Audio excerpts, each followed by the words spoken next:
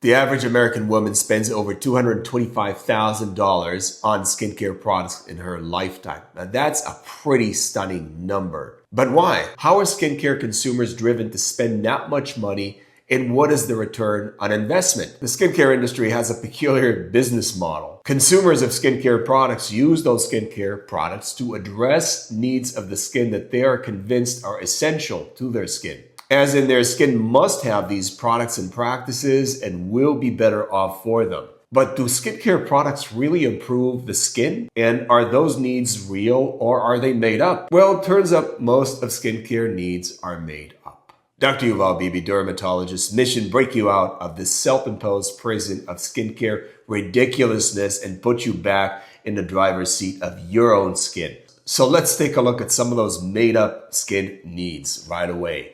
First one that comes to mind is cleansing. Now, the skincare industry will have you believe that your skin doesn't know what it's doing, doesn't know jack, doesn't know what it's producing. What it's producing and bringing up to its surface is garbage that needs to be gotten rid of. Specifically, they'll tell you you have dirt, oils, dead skin cells, there's bacteria, there's pus, there's gunk, there's air pollution coming from the outside, big scary air pollution, and all of these things must be cleansed thoroughly off the surface of your skin, or your skin will be covered in garbage. That's the underlying assumption behind cleansing the skin.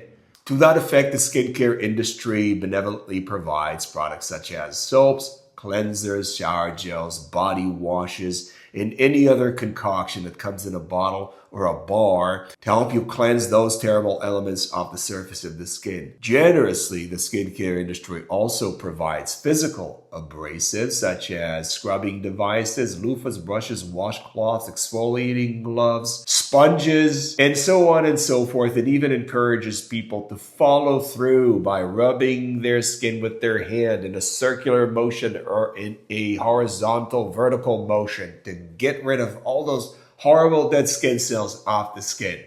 Now, but is cleansing a real need? Well, it turns out that it is not. Cleansing is not a real need, and your skin is not covered in garbage. In fact, your skin is covered in a very precious concoction or symphony of elements called the skin barrier. The skin barrier is what protects your skin, keeps it together, keeps its integrity intact, and allows it to carry on doing business as usual. So getting rid of the skin barrier is not a need. In fact, it is a very harmful practice to the skin. And I've spoken about this crazy phenomenon in skincare where people are obsessed with cleansing their skin for some imaginary benefit where in fact they're severely damaging their skin.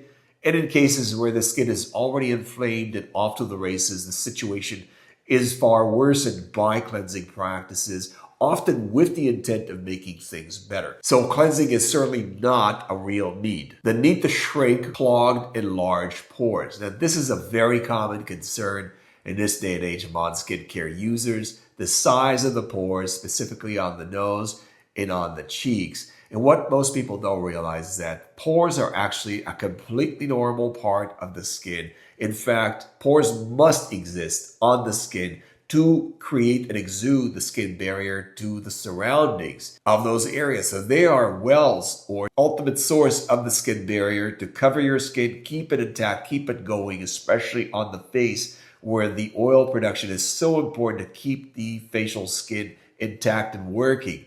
Many people subscribing to the craziness of the skincare industry will go after these, trying to shrink them, not realizing that they're shrinking the source of their own facial glow by employing many different tricks to try and mess with the size of the pores. This is further driven by an unrealistic expectation that's brought to you by the skincare industry with Photoshop, doctoring of images, and with filtering, making people believe that they should not have any pores at all, or that the pores should be, again, as small as possible. That is complete nonsense. The pores on your face deliver the utmost value to your face out of any element on the skin. So you need to be very careful with the way you address your pores. Don't try and shrink their size. Don't try and squeeze them. Don't try and strip them. There's nothing for you to strip off the pores except for your own precious skin barrier. When you do that, you are damaging your skin.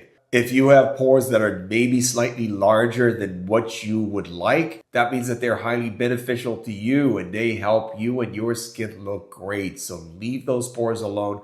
Nobody cares about pore size anyways, other than you and your obsession about those pores, mind you.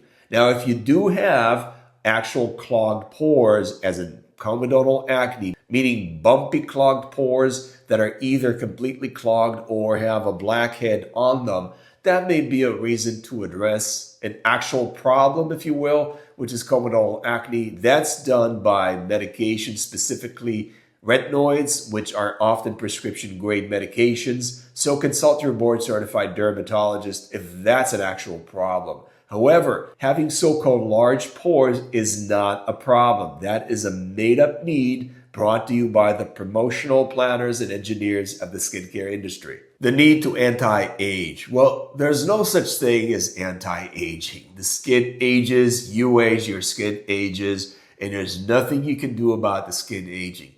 There are, however, features that make the skin look old and battered, specifically dryness and irritation of the skin, incidentally, most of which are caused or driven and made worse by skincare practices, specifically cleansing, and then on the other side, very bad moisturizing products such as lotions and creams. So if you want to make your skin look more lively, more glowy, or younger looking, by all means, go for it. Just avoid the cleansing and the scrubbing in the first place, which absolutely make your skin look older by default and immediately. And moisturize the skin appropriately, not with lotions or creams, but with oil-based moisturizers, specifically thick oil-based moisturizers with as few ingredients as possible. 3 or less is a good number, like Butter Oasis or Butter Blossom, and moisturize those areas as needed, allowing the skin to recover its precious skin barrier. So again, your job when it comes to anti-aging, or so-called anti-aging, is really leave the skin alone and let it hold on to the elements that make it look its age, meaning younger than what you're making it look when you cleanse, scrub, exfoliate, and use the wrong moisturizer.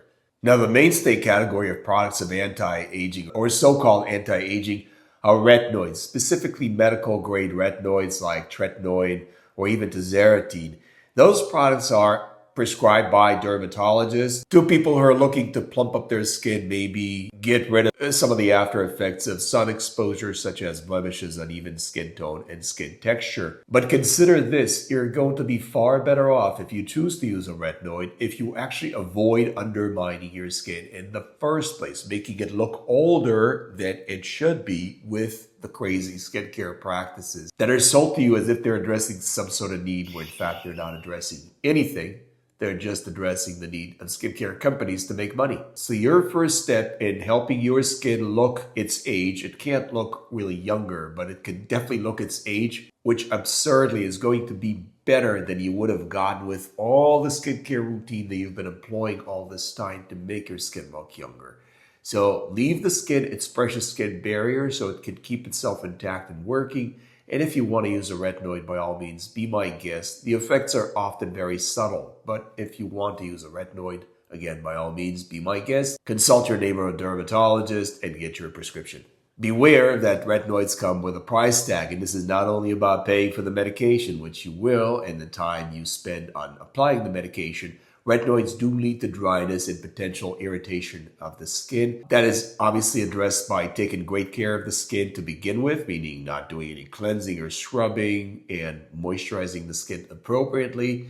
And the application of the retinoid must be done specifically with a pea-sized amount over the entire face, applied over the entire face, not spot treating anything, but spreading the medication evenly over the entire treatment area to mitigate dryness and get you the utmost benefit while avoiding dryness and irritation to the best of your ability. Let me know in the comment section what other skin needs are you addressing with your skincare and what are the results. Also, don't forget to share, like, and subscribe for more no BS skincare advice. See you next time. God bless.